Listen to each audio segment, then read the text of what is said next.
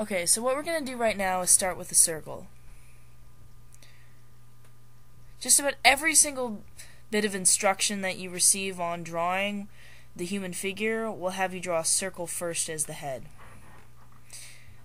Then after that we draw a sort of crosshair over the circle to indicate the tilt and direction the head is facing, and then we add the chin below that circle.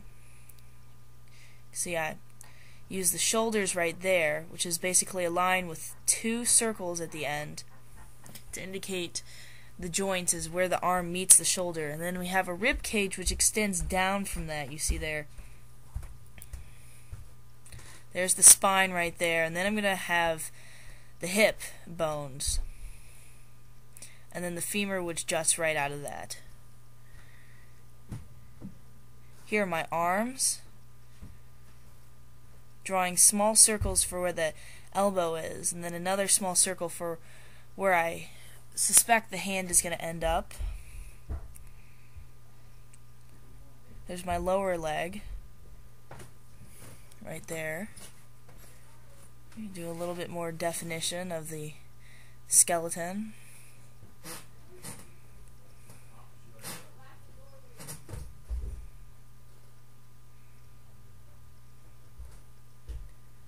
Okay, now I'm going to add a little bit more definition to the face. Working on the chin, there's the nose right there, and then filling in the eyes. You'll notice that the eyes are about halfway down the entirety of the face.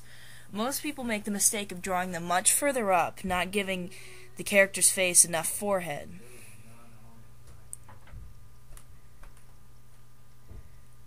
Okay, and then here are the ears, which are about at the same level of the eye. Working on the neck, and then adding definition to the shoulders.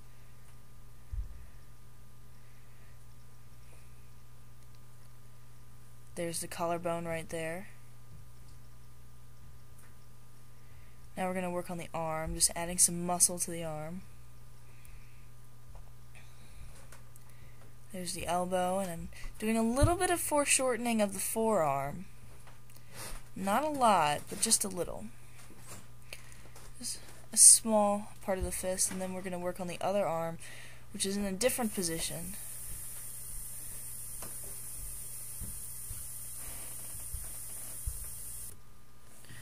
So we're going to add a little bit more definition to this hand right here. Then we're going to move on to the torso and waist. Now you'll notice how the waist kind of shapes itself over this hip bone skeleton that I made. I do a sort of butterfly skeleton for the pelvis because the pelvis actually resembles something like that. Most people might draw just a simple circle and have, you know, two sticks jutting out for the legs, but that's not actually how the hip bone and the femur look. They're a little bit more intricate than what most people think, so I have a special system I use for drawing them.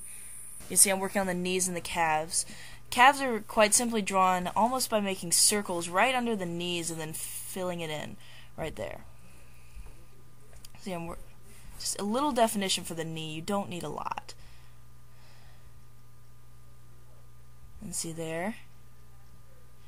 You'll notice that the inner portion of the calf juts out much further and is much shorter than its more archy, longness of the outside.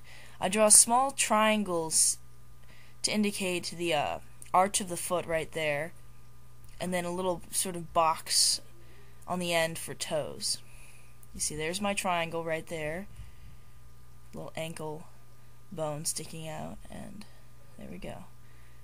Just smoothing that out a bit. And so now I'm going to start working on the hand, and I can't really give you much advice on hands except to practice, practice, practice. I mean, you've got two good models for hands, you know, on yourself, and it's just one of those things you have to get a feel for. I know hands are a big butt to draw, but